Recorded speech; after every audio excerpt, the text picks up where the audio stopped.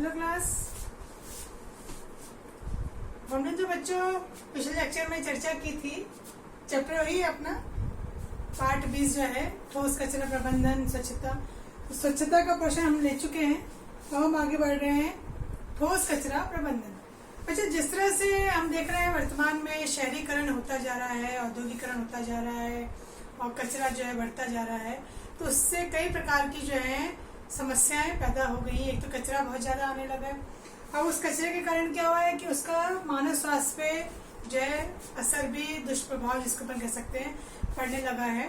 और जिससे क्या है कि बहुत सारी बीमारियों को जन्म हो रहा है इससे, और कई कचरे से संबंधित जो है, गंदगी से संबंधित जो बीमारियां हैं वो भी उत्पन्न होने लगी है शहरों में। और ऐसे में इस समस्या का निवारण करने के लिए शहरों में ठोस कचरा प्रबंधन या कचरा प्रबंधन कार्यक्रम, निस्तारण कार्यक्रम शुरू किया गया। अगर अपन देखें तो लंदन में कहा जाता है इसकी सबसे पहले शुरुआत हुई थी 1857 में, और वहां पे हर घर में कचरा जो होता है उसको बंद कचरा पात्र में रखना अनिवार्य कर दिया गया था। मतलब कोई भी कचरा बाहर नहीं फेंकेगा, सब कचरा जो होगा पैक बंद जो होते हैं ढक्कन वाले, उस कचरा पात्र में रखे जाएंगे। फिर ये अगर अपन बात करते हैं भारत की, तो ठोस कचरा प्रबंधन कार्यक्रम अभी शहरों तक सीमित है।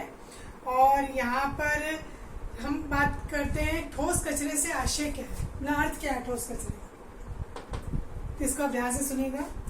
ठोस कचरे से आशय है कि देखिए कहाँ से हमें लगता है कि भाई कचरा निकलता है। घरों से रोजाना निकलता है, घर से कचरा, कारखानों से, छोटे कारखाने भी हो सकते हैं, बड़े कारखाने, या कोई छोटे मोटे उद्योग हैं, बड़े उद्योग हैं, अस्पताल हैं, या अन्य कोई संस्थान है, ठीक है, वहां से निकलने वाला। अभी कचरा भी दो प्रकार का होता है, सूखा और गीला। जो अनुपयोगी सामान है वही कचरा है। ये सब जो कचरा निकलता है, अब इसमें होता क्या है, अभी तो हमने देखा कहाँ से कचरा आता है। अभी कचरा किस प्रकार का आता है, देखिए घरों से निकल रहा है तो हम कहते हैं सब्जी है, फलों के छिलके हैं, बचा हुआ खाना होता है, ठीक है, ये सामान्य अपने जो कचरे जो होते हैं, गत्ता है या कागज है, ऐसी छोटी मोटी चीजें बहुत सारी होती हैं। इसके अलावा जो कह रहे हैं फलों सब्जियों के हमने देख लिए छिलके होते हैं, बचा हुआ खाना है, कागज है, पैकिंग सामग्री होती है, डब्बे हैं, फिर जो बैटरियां होती हैं, सेल होते हैं वो है, बल्ब होते हैं टूटे हुए वो भी हो सकता है, थर्मामीटर हो सकता है, कुछ विषैले पदार्थ, दवाइयाँ अपन जैसे फेंक देते हैं, शीशियाँ कांच की, रेडियो एक्टिव पदार्थ, ये कारखानों से जो निकलते हैं। इसके अलावा विस्फोटक सामग्री, ये भी उद्योगों से यहाँ से जो निकलती है, विभिन्न प्रकार के उद्योग होते हैं, उनमें विभिन्न प्रकार का कचरा जो है वो निकलता है। तो ये तो हो गया ठोस कचरा। अब ठोस कचरा प्रबंधन, मतलब इस कचरे को कैसे निपटारा किया जाए। तो ठोस कचरा, देखिए अंतर ध्यान रखना, जब पूछा जाए ठोस कचरे का अर्थ होता है तो ठोस कचरा अलग होता है, और जब इस कचरे का प्रबंधन का अर्थ पूछा जाए तो प्रबंधन ने अब इस कचरे को क्या किया जाए, जो कचरा निकल रहा है इतना, इसका जो ढेर लग रहा है उसका कैसे निपटारा सरकार करती है, क्या करती है। तो अब हम देख रहे हैं ठोस कचरा प्रबंधन का आशय, इसका अर्थ क्या है।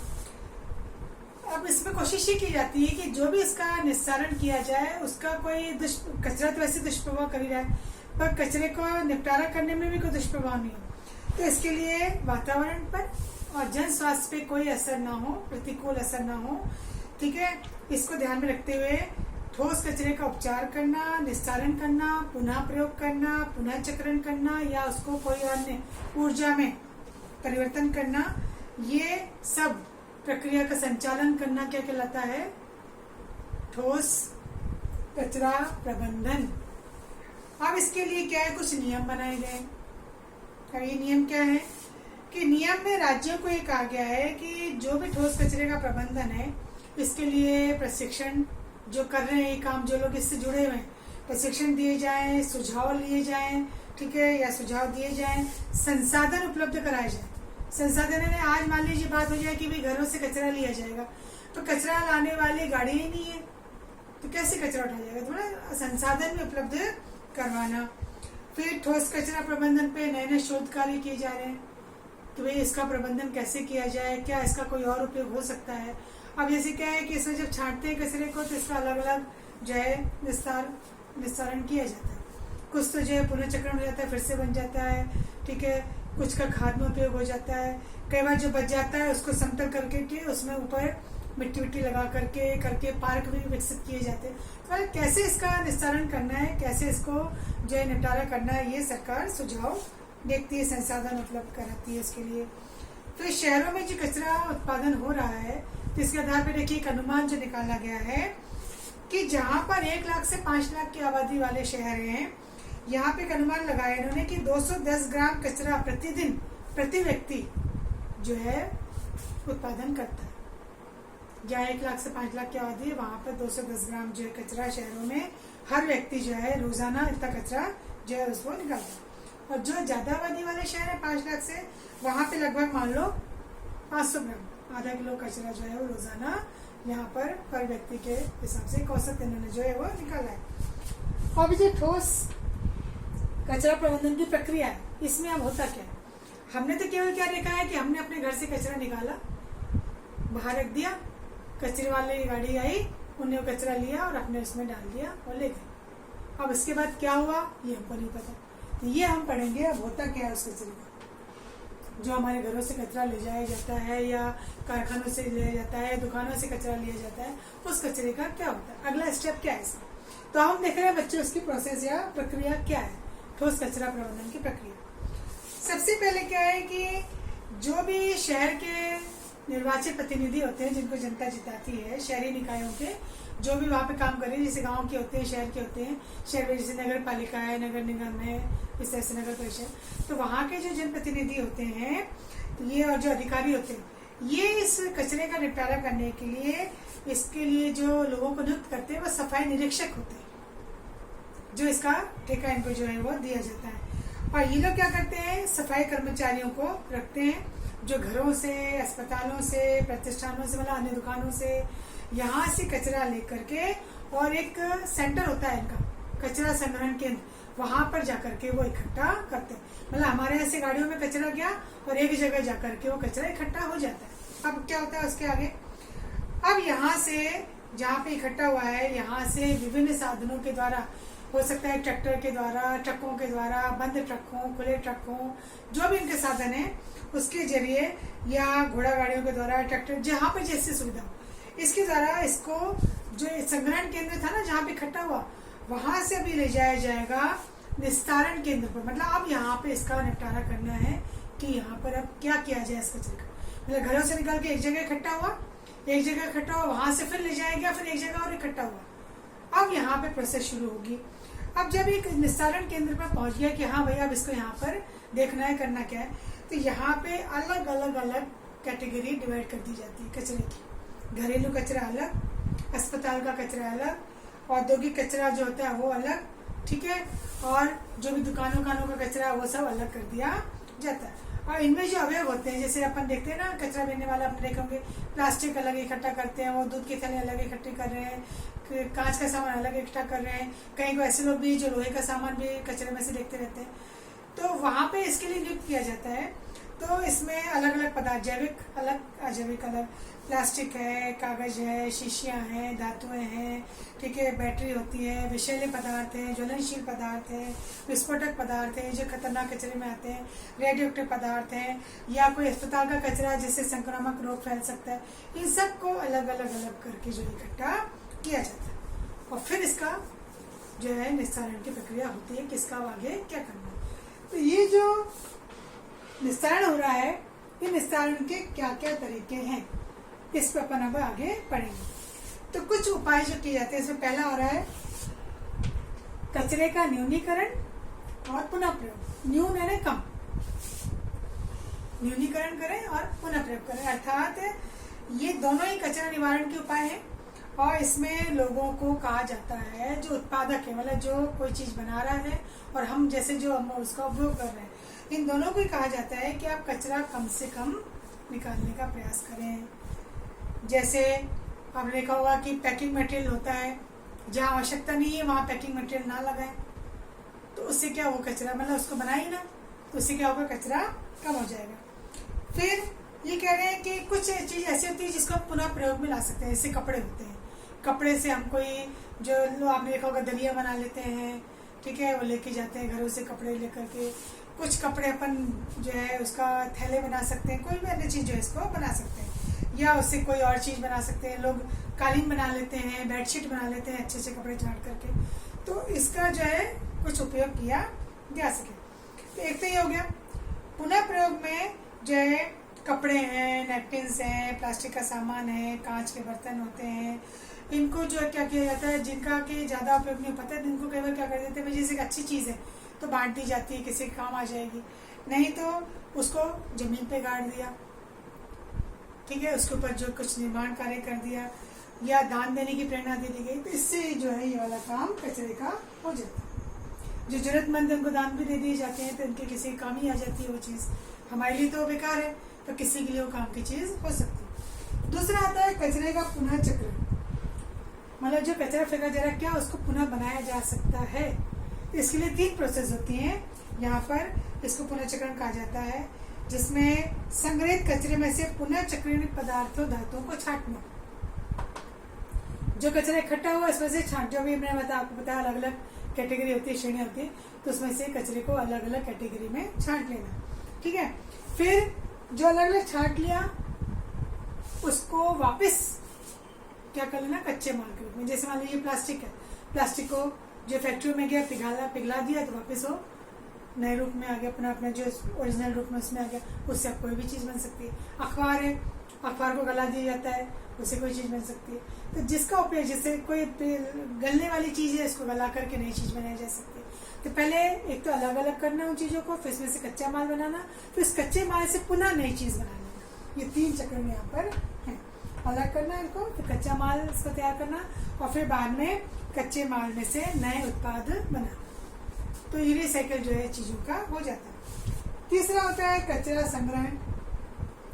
अब यहाँ पे विशेष जो कचरे हैं इनको कहा गया है कि भी किस तरह से नियम बनाए गए हैं कि कम से कम कचरा कितनी बार उठाना चाहिए।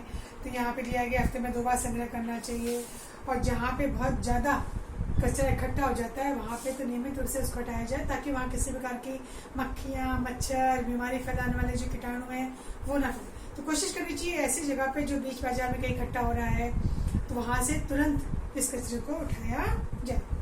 फिर उपचार और निस्तारण, जो भी अपन ने बात की कि प्रबंधन में जो है एक तो कचरे की मात्रा को कम किया जाए, कचरा कम निकलेगा तो उसको निस्तारण करना भी सरल हो जाएगा। फिर यहाँ पे कौन कौन से तरीके अपनाए जाते हैं, जो अभी अपन ने बात की थी, उच्च तापमान पर इनको जला देना, ठीक है, जमीन में जो है इसको गाड़ देना, ठीक है, या उसको कोई जैविक रूप में बदल देना, उसकी खाद बना लेना। इस तरह से जैसे मान लीजिए पत्ते हैं, सूखे पत्ते हैं, कागज हैं, तो इस सब से क्या हो जाता है कि इस नए रूप में खाद के रूप में इसको काम में लिया जा सकता है। और इसके लिए जो है विचार किए जाते हैं, सुझाव लिए जाते हैं, इसके लिए प्रबंधन किए जाते हैं। तो इस तरह से जो है पुनः प्रबंधन किया जाना, चक्रण किया जाना, ये इसके अंदर किया जाता है। अब बच्चों ये तो खैर से है ही, आपके लिए सारे आवश्यक हैं। अब आपके लिए जो 2 ज़्यादा आवश्यक चीज़ें हैं, एक तो भस्मीकरण और एक है गैसीकरण, पायरोलिसिस। ये 2 प्रक्रिया जो है ये जो है बाकायदा संयंत्र लगा करके थर्मल प्रक्रिया है, उसके लिए बाकायदा जो बड़े बड़े प्लांट लगाए जाते हैं और वहाँ पर जाकर के कचरे का जो है यहाँ पर पूरा प्रबंधन किया जाता है, प्रक्रिया की जाती है। तो ये है क्या, भस्मीकरण क्या है, इसमें क्या होता है? तो भस्मीकरण से तात्पर्य ये भी एक सामान्य थर्मल प्रक्रिया है। इसमें कचरे का दहन मतलब जला दिया जाता है, दहन करना है जलाना, ऑक्सीजन की उपस्थिति में किया जाता है। तो आपको पता है ऑक्सीजन है तो आग आती है, जलती है, तो ऑक्सीजन जहाँ है वहाँ पर इसको ऑक्सीजन की उपस्थिति में जलाया जाता है। अब इससे क्या होता है, आपने देखा होगा, आप एक सामान्य चीज कोई भी जलाते हो तो क्या बचता है उसमें। आपने मान लीजिए आज कागज का ढेर जलाया तो क्या होगा, एक तो धुआं निकलेगा और बाद में क्या बचेगी, उसकी राख बचेगी। तो ऐसे यहाँ पर जब भी कचरे को जलाया जाता है तो इसके बाद कचरा कार्बन डाइऑक्साइड में बदल जाता है, पानी की भाप में भी जो है बदल जाता है वो, और आँख में। तो ये ऊर्जा रिकवरी का साधन है। और ये भस्मीकरण के दौरान जो कचरा होता है इसका उपयोग बिजली बनाने के लिए जो ऊष्मा चाहिए होती है उसके लिए किया जाता है। मतलब ये जो भस्मीकरण है ये ऊष्मा देने का साधन है। मतलब इससे फिर जो ऊष्मा निकलती है उसका उपयोग किस में किया जाता है, बिजली बनाने में किया जाता है। परिवहन की लागत कम होती है और इससे मीथेन का उत्पादन भी कम किया जाता है। ग्रीन हाउस इफेक्ट आपने साइंस से पढ़ा होगा, ग्रीन हाउस इफेक्ट को भी कम किया जाता है। अब बच्चे अंतर देखेंगे ये दोनों में, ये भी थर्मल प्रक्रिया, गैसीकरण और पायरोलिसिस। इसमें भी क्या किया जाता है, कचरे का दहन किया जाता है, कचरे को जलाया जाता है। तो यहाँ पे क्या प्रक्रिया आती है, उच्च ताप पर, बहुत हाई तापमान पर कचरे को विखंडित कर दिया जाता है। मतलब उसके अवयव जो होते हैं पूरे अलग अलग हो जाते हैं, टुकड़े टुकड़े उसके जो है वो विखंडित हो जाते हैं। अब ये गैसीकरण जो है ये कम ऑक्सीजन वाले क्षेत्र में इसका जो है काम किया जाता है। और ये जो पायरोलिसिस है ये जहाँ पर ऑक्सीजन नहीं होती है उसकी अनुपस्थिति में कचरे का दहन किया जाता है, तो इससे वायु प्रदूषण नहीं होता है। अब ये जो पायरोलिसिस है इसमें दहनीय और बिना दहनीय जो है गैसों का मिश्रण जो होता है, जब ये कचरा जलाया जाता है, जबकि कचरे का निकाला किया जाता है तो इससे एक प्रकार का द्रव्य निकलता है, इसको पायरोलिसिस द्रव्य कहा जाता है और ये ऊर्जा के पुनः भरण में सहायक होता है। तो अब मैं इसके हिसाब से आपको बता रही हूँ कि गैसीकरण पायरोलिसिस दोनों समान थर्मल प्रक्रिया है। गैसीकरण में कचरे का दहन कम ऑक्सीजन वाले क्षेत्रों में किया जाता है, ठीक है, और जबकि पायरोलिसिस में कचरे का दहन ऑक्सीजन की अनुपस्थिति में किया जाता है और ये तकनीक कम ऑक्सीजन वाले या बिना ऑक्सीजन वाले क्षेत्रों में प्रयोग में ली जाती है। और दहनीय और बिना दहनीय जो गैसों का मिश्रण होता है उससे पायरोलिसिस द्रव्य जो पैदा होता है। और पायरोलिसिस द्रव्य की विशेषता क्या है कि ये ऊर्जा के पुनः भरण में काम आता है और इससे वायु प्रदूषण नहीं होता है। तो ये तो खैर आपके लिए सामान्य चीजें हैं जो हम देख रहे हैं, पर ये मुख्यतः जो है इसमें क्वेश्चंस ज्यादा बनते हैं। भस्मीकरण प्रक्रिया से आप क्या समझते हैं, या कचरा निस्तारण में पायरोलिसिस या गैसीकरण क्या है, इस तरह से ये है। इसमें 2 पॉइंट अलग अलग बनते हैं और एक ही भस्मीकरण का। और अंत में हम आते हैं बच्चों, ये जो कचरा प्रबंधन जो निस्तारण किया जा रहा है उससे लाभ क्या है। अब लाभ तो सामान्य अगर अपन देखते हैं कि भाई अगर कचरा नहीं होगा तो वहां पर क्या होगा, किसी प्रकार के कीड़े मकोड़े नहीं होंगे। आपने देखा होगा आसपास आवारा पशु वहां पर आ जाते हैं तो कई बार दुर्घटनाओं को भी जन्म मिल जाता है। कीड़े मकोड़े, मक्खियाँ, मच्छर पनपते हैं, जिससे बीमारियों का जन्म होता है। तो अगर कचरा होगा ही नहीं, वहाँ वातावरण साफ रहेगा, जगह साफ रहेगी, तो बीमारियों का प्रसार नहीं होगा। तो यहाँ पर दिया है कि एक तो इससे पर्यावरण को लाभ पहुँचता है, ठीक है, क्योंकि यहाँ पर अगर कचरा पड़ा रहता है तो दुर्घटना हो सकती है। कई प्रकार के कीड़े मकोड़े अपन जैसे कहा, इसमें चूहे भी हैं या आवारा पशु भी हैं, कीट पतंग जो है, कीड़े मकोड़े, ये सब वहाँ पर आ जाते हैं। और ये जो है अगर कचरा नहीं होगा तो इन सब पे अपन क्या कर सकते हैं, नियंत्रण कर सकते हैं।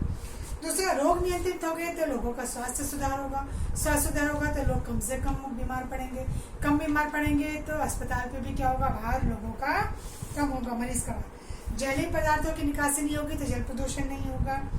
अच्छी खाद मिलेगी, अगर इसका निस्तारण हो जाता है तो वनस्पतिक खाद मिलेगी। कृषि की उत्पादन क्षमता बढ़ेगी, पैदावार बढ़ेगी। बिजली उत्पादन के लिए अभी अपन ने बात की, सस्ती ऊर्जा प्राप्त होगी, जिससे बिजली जो है उत्पादन में लगने वाला जो खर्च है वो कम होगा। कच्चा माल मिलेगा, पुनः चक्रीय पदार्थों से सस्ती जो है वस्तुएं मिलेंगी। कार्यों में जो है लोगों को रोजगार मिलेगा, वृद्धि होगी। और इसके अलावा जो है रोजगार तो मिलेगी क्योंकि कितने लोग इसके रोजगार में लगे हुए हैं। और कीमती धातुएं जो है उनकी भी उपलब्धि होगी क्योंकि इससे नई नई चीजें बनाई जा रही हैं। तो टोटल मिलाकर के देखा जाए कि अगर कचरे का वास्तव में लोग निस्तारण करते हैं, इसी प्रकार से उसका प्रबंधन करते हैं, तो इससे लाभ ही है, नुकसान तो नहीं है। क्योंकि इससे सबसे पहली बात है कि पर्यावरण शुद्ध होता है, हमारे आसपास का वातावरण शुद्ध होता है। ये हमने बच्चा आज ठोस कचरा प्रबंधन का पूरा पोर्शन देखा।